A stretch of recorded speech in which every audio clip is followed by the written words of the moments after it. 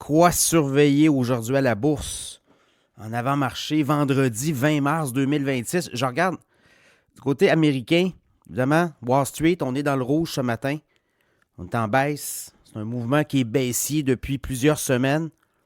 Quand vous regardez les indicateurs par rapport à l'élément déclencheur, guerre, États-Unis, Iran, Israël, tout ça, ben ça fait en sorte que ça inquiète encore beaucoup d'investisseurs et de gros joueurs gestionnaires. Donc, le Dow Jones baisse de 127 points au moment où je vous parle, 46 214. S&P 500 baisse de 21 points, 6 639. Le Nasdaq, 110 points en baisse, 24 469. Le pétrole baisse de 93 cents dans la référence WTI. En Amérique du Nord, 95,21 US. Après ça, je regarde le Bitcoin monte de 506 70 428. L'Ethereum monte de 76 cents. C'est pas une grosse hausse, là. En fait, 2138 pour l'Ethereum. L'or reprend timidement une hausse après sa dégringolade spectaculaire d'hier. Donc, monte de 19 4 667 l'once d'or. L'once d'argent aussi, c'est pas clair non plus, là, baisse de 1,14 71 et 54. Ça avait beaucoup monté. Et là, on est en retracement, évidemment. Les gens ont pris leur profit. Quand les marchés tombent comme ça, les gens prennent leur profit là où il y en a pas mal. Et ça avait monté beaucoup du côté de l'or et de l'argent. Entre autres, Hang Seng du côté d'Hong Kong baisse de 223 points. Pas tout à fait 1% de baisse. Au moment où je vous parle, le stock 600 en Europe monte de 1,52 points à 585. Là aussi, ça a brassé beaucoup, là. On avait débuté l'année à 596 points dans le cas du stock 600. On est monté au 27 février à 633 points. Et là, on est à 585 points. Bon, ce qui se passe, c'est le détroit d'Ormuz. Là, évidemment, là, on commence à voir pas mal de joueurs lever la main pour aider les Américains à rouvrir le détroit d'Ormuz. Israël a levé la main, le Canada a levé la main, le Royaume-Uni, l'Italie, on dit l'Allemagne, la France. Ça fait pas mal de pays, ça aussi, là. Des gros pays influents. Membres du G7 aussi. Il y a d'autres pays là, qui vont se joindre aussi. Le Japon, hier, la visite de la première ministre dans le bureau Oval, c'est pas tout le temps bien passé, là. Mais quand même, on comprend que le Japon aussi veut mettre l'épaule à la roue. Donc ça va être, je pense, le point tournant. Dès qu'on commence à rouvrir le détroit d'Ormuz, puis là, regardez, le S&P 500 est allé tester, est en train de tester sa moyenne mobile 200 jours, qui est à 6582. Hier, on est allé chercher 6574. On pourrait redescendre en bas de ça. Là, on est à 6006 à peu près. Je vais regarder, voir. 6640.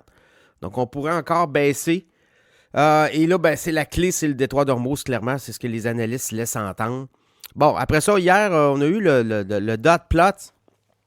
Qu'est-ce que le dot plot? C'est la grille qui permet de voir les membres de la Fed, ce qu'ils pensent vraiment des hausses de taux. On ne les nomme pas, mais on est capable quand même de voir chaque membre, chaque position sur une espèce de grille. Et ça donne quand même une idée où logent les gens de la Fed. Puis là, ce qu'on comprend, c'est qu'il y aurait une baisse de taux en 2026, alors que le marché en attendait peut-être 3 ou 4. Et une baisse de taux en 2027 dans le contexte actuel, imaginez. On parle même de hausse de taux, là. Possible. C'est pour ça que les marchés sont un peu ambivalents et depuis que la Fed a sorti son idée, c'est là que ça a dégringolé. Bon, aujourd'hui, il ne faut pas oublier, on est dans la journée des 4 sorcières. Qu'est-ce que la journée des 4 sorcières? Le troisième vendredi de chaque fin de trimestre. Là, le trimestre de mars, premier trimestre de l'année se termine fin mars. On est rendu au troisième vendredi. Qu'est-ce qui arrive cette journée-là? C'est toutes les options, les produits dérivés. Options, futures, indices, actions, tout ça, ça arrive à échéance. Ça amène beaucoup de volatilité. Les expirations d'options, notamment Donc, ça fait en sorte que tous les vendeurs à découvert, ceux qui étaient short ou ceux qui étaient longs, ben, ils doivent réviser leur position dans bien des cas. Et ça amène beaucoup de volatilité. Et ça pourrait amener beaucoup de volatilité aujourd'hui, là. Donc, c'est jour des 4 sorcières aujourd'hui. Donc, soyez pas surpris de voir plein de choses se produire. Ça sera pas peut-être facile. Bon, Super Micro Computer, dans le trouble, l'action baisse de 24% au moment où je vous parle, 7,39$ de baisse, 23,40$.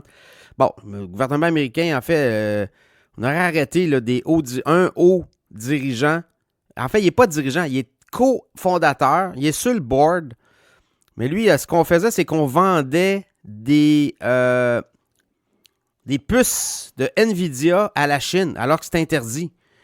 Alors, vous comprenez que le gouvernement américain, la police est dans le dossier. On a fait des arrestations. C'est interdit. D'ailleurs, il faut quand même être reconnu par le gouvernement américain. NVIDIA va commencer, on dit qu'on commence à vendre éventuellement des puces, mais des puces de peut-être pas à la pleine performance, là, on comprend. Et c'est ce qui expliquerait que DeepSeek et d'autres compagnies chinoises surperforment. Vous comprenez, là? Donc là, il y a un haut responsable, cofondateur de Super Micro Computer, qui s'appelle Wei-Xian Lia. Lui, il a beaucoup d'actions. Là. Il en a pour 464 millions de valeur d'actions de la compagnie. Il était sur le board, lui. Puis il y a 2 autres employés là, qui ont été arrêtés. Donc, on va suivre ça. Mais le titre de Super Micro Computer va se faire brasser aujourd'hui, c'est sûr. Voilà, FedEx. Des bons résultats, FedEx. On a fait 5,25$ de profit par action, 24 milliards de revenus. On attendait 4,09$ de profit par action, 23,43 milliards.